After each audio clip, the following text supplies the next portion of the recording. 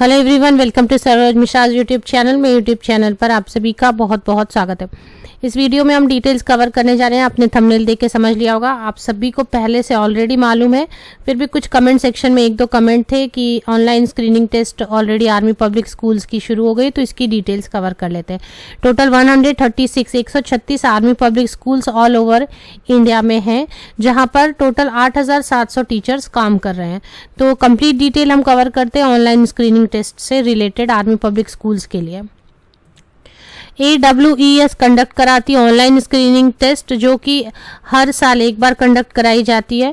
तो online screening test के बाद क्या क्या स्टेप्स हैं, कैसे फाइनली आर्मी पब्लिक स्कूल में सिलेक्शन होती है, और बाकी की सभी डिटेल्स यहीं पर दी हुई हैं। इसमें से important instructions for online screening test, तो ये हम पहले कवर कर लेते हैं।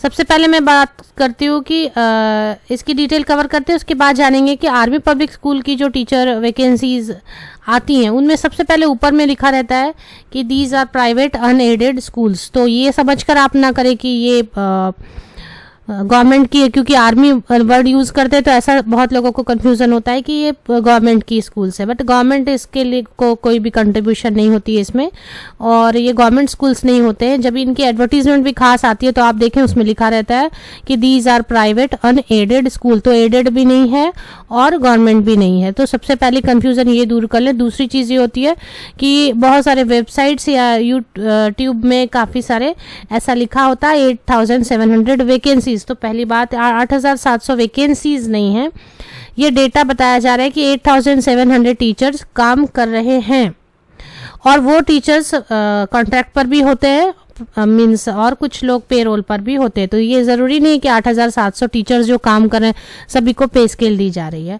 और ना ही इसका मतलब ये होता है कि 8,700 वैकेंसीज आने वाली हैं आर्मी पब्लिक स्कूल की तरफ से। क्योंकि मैं भी अभी 3 इयर्स से यूट्यूब बना रही हूँ, तो hardly 200-500 vacancies in academic year देखने को मिलती हैं। लेकिन फिर भी अब इसकी प्रोसेस हम समझ लेते हैं। जो कैंडिडेट इंटरेस्टेड हैं वो एप्लीकेशन डालना चाहते हैं ऑनलाइन स्क्रीनिंग टेस्ट के लिए, तो उनके लिए ये मैं डिटेल्स कवर कर देती हूँ कि क्या डिटेल हैं। यहाँ पर भी लिखा है कि post for teachers in various categories could be regular और फिक्स टर्म। तो ये ज़रूरी नहीं है कि आपको परमानेंट यहाँ पर रिक्रूटमेंट मिले। और ऑनलाइन स्क्रीनिंग टेस्ट पास, ये सीटेट की तरह है, जैसे कि आपने सीटेट पास कर ली तो गारंटी नहीं है कि, लेकिन आप एलिजिबल हो जाते हैं आर्मी पब्लिक स्कूल में अगर आप ये ऑनलाइन स्क्रीनिंग टेस्ट पास करते हैं। तो अब इसके लिए एलिजिबिलिटी क्राइटेरिया क्या है वो दी हुई है कि अगर आप PGT के लिए एप्लीकेशन डालना चाहते हैं तो 50% एग्रीगेट में होना चाहिए और BEd होनी चाहिए। और अगर TGT के लिए एप्लीकेशन ऑनलाइन स्क्रीनिंग के लिए डालना चाहते हैं तो ग्रेजुएशन और 50% एग्रीगेट में और BEd 50% के साथ में होनी चाहिए। PRT के लिए ग्रेजुएशन होनी चाहिए 50% और 2 year diploma in elementary education means DLED या फिर BEd, दोनों में कोई भी है तो आप PRT के लिए 50% मार्क्स होने चाहिए ग्रेजुएशन में भी। और यहाँ पे CTET नहीं मांगी जाती है, कोई भी टेट नहीं मांगी जाती है। तो ऑनलाइन स्क्रीनिंग टेस्ट के बाद क्या क्या स्टेप्स होते हैं, जैसे कि ये एग्जाम आप क्वालिफाई अगर कर लेते हैं, उसके बाद कहीं से भी किसी भी जगह से army public school all over India में कहीं से भी वैकेंसी अगर आती है 1 पोस्ट 2 पोस्ट 3 पोस्ट, तो आप एलिजिबल हो जाते हैं अपने सब्जेक्ट में आर्मी पब्लिक स्कूल में एप्लीकेशन डालने के लिए। तो स्कोर कार्ड एक दी जाती है। ये score card life time valid नहीं रहती है, सिर्फ 3 इयर्स के लिए वैलिड होती है। इसको लाइफ टाइम के लिए वैलिड कर देना चाहिए, लेकिन फिलहाल ये 3 इयर्स के लिए वैलिड होती है। जिस समय आप स्कोर कार्ड क्वालिफाई कर देते, एग्जाम क्वालिफाई करते हो, स्कोर कार्ड आपके पास आती है जिस डेट से, उस इशू डेट से 3 साल तक वो वैलिड होती है। मतलब विद इन 3 इयर्स जो भी जहाँ से भी ऑल ओवर इंडिया लेवल पर कहीं से भी वैकेंसी आती है तो आप फिल कर सकते हैं उस स्कोर कार्ड के बेसिस पर। और उसके बाद फिर एक इंटरव्यू कंडक्ट कराई जाती है जहाँ भी आप एप्लीकेशन डालते हैं, और फिर इंटरव्यू के बाद फाइनल रिजल्ट होती है। डेमो हो सकता है, डेमो क्लास लेने को। तो एक स्क्रीनिंग टेस्ट क्वालिफाई की हुई स्कोर कार्ड होनी चाहिए। इसी स्कोर कार्ड को CSB स्कोर कार्ड भी हम बुलाते हैं। अब इसकी डेट्स आ चुके हैं और एग्ज़ाम फी है 385 रुपीज़ नॉन रिफंडेबल। और फिर से जब स्कूल से एप्लीकेशन फॉर्म आपको कहीं से भी वैकेंसीज की लिस्ट आती है तो फिर से 100 रुपीज़ वो वापस हर स्कूल के लिए ली जाती है। तो मैंने पहले एक वीडियो बनाई थी कि ये वर्थ नहीं है इसका एग्ज़ाम देना, क्योंकि इतनी वैकेंसीज़ नहीं आती हैं, बहुत कम वैकेंसीज़ आती हैं और हर स्टेप पर यहाँ पर फ़ी देनी पड़ती है। 385 रुपये अभी देंगे, 3 ईयर्स के लिए सिर्फ वैलिड रहेगी। 3 ईयर्स में जितनी वैकेंसीज़ आई नहीं आई, फिर हर स्कूल जहाँ जहाँ पे एप्लीकेशन डालेंगे फिर से वापस 100 रुपीज़ आपको एप्लीकेशन फ़ी डालनी होती है। तो ये वर्थ नहीं है मेरे हिसाब से। फिर भी जो कैंडिडेट इंटरेस्टेड है उनके लिए exam centres all over India बहुत जगह पे रहते हैं। रजिस्ट्रेशन 7 जनवरी 2022 से स्टार्ट हो चुकी है। 7 जनवरी 2022 से 28 जनवरी 2020 तक ऑनलाइन स्क्रीनिंग टेस्ट के लिए आप अपीयर हो सकते हैं। ये वैकेंसीज नहीं है, मैं फिर से आपको बता दूं 8700 टीचर्स काम कर रहे हैं। उनमें से कुछ टीचर्स अगर छोड़ देते हैं या ऐसे केसेस में जो थोड़ी बहुत वैकेंसीज बचती हैं, वो वैकेंसीज आपके सामने आएंगी जो 200 to 500 होती है मैक्सिमम साल भर में। तो list of army public school दी हुई है नेक्स्ट ईयर 1 में पेज नंबर 5 पर कहाँ कहाँ पर हैं। आर्मी पब्लिक स्कूल में आप कहीं से भी एप्लीकेशन डाल सकते हैं, बाहर भी डालना चाहते हैं, इसमें कोई रेस्ट्रिक्शन नहीं होती। स्कोर कार्ड आपके हाथ आ गई तो किसी भी आर्मी पब्लिक स्कूल के लिए आप एलिजिबल हो जाते हैं एप्लीकेशन डालने के लिए। सब्जेक्ट क्या क्या है जिनमें आप अपीयर हो सकते हैं पीजीटी टीजीटी के लिए, वो सब्जेक्ट्स यहाँ पर दिए हुए हैं। तो 2 पार्ट में होती है, एक पार्ट ए होगा, पार्ट बी होगा। पार्ट ए और पार्ट बी दोनों क्वालिफाई होना होता है। अगर सिर्फ पार्ट ए आप क्वालिफाई कर पाते तो पीआरटी के लिए, अगर सपोज आपने पीआरटी के लिए फिर भी आप एलिजिबल हो जाते हैं अगर पार्ट ए आपने क्वालिफाई कर ली।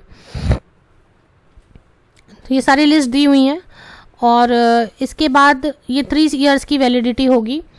ब्लूप्रिंट ऑफ क्वेश्चन पेपर किस तरीके से आएगा। सेक्शन ए में बेसिक जीके होगा और मेंटल एबिलिटी है, कॉम्प्रिहेंशन है, जनरल अवेयरनेस है, social science, general science. NCERT की बुक आप 6 to 10 इन्होंने साफ साफ लिख दिया। एनसीईआरटी की बुक 6 to 10 है, उससे जनरल साइंस, सोशल साइंस आ जाएगा। जनरल अवेयरनेस आप न्यूज़पेपर पढ़ते हैं, न्यूज़ पढ़ते हैं रोज, उसे सेक्शन है जीके के क्वेश्चंस आपके हल हो जाते हैं। मेंटल एबिलिटी, कॉम्प्रिहेंशन वगैरह थोड़ी बहुत प्रैक्टिस होगी। सेक्शन बी में करंट अफेयर, फिर से वही आप न्यूज़पेपर या न्यूज़ देखते हैं अगर डेली बेसिस पर तो करंट अफेयर उस पर होगा सेक्शन बी। और सेक्शन सी है प्रोफेशनल नॉलेज पर। तो ये है पार्ट ए में है इतने सारी चीज़ें। फिर पार्ट बी भी है और पार्ट बी के लिए है फिर टीजीटी इस तरीके से दिया हुआ है। सेक्शन ए में क्या है, सेक्शन बी में सारी चीज़ दी हुई है, सेक्शन सी, सेक्शन डी दी हुई है। और पीजीटी के लिए पार्ट बी अलग रहेगा, मींस पार्ट ए सभी के लिए कॉमन है और पार्ट बी टीजीटी के लिए अलग रहेगा, पीजीटी के लिए अलग रहेगा।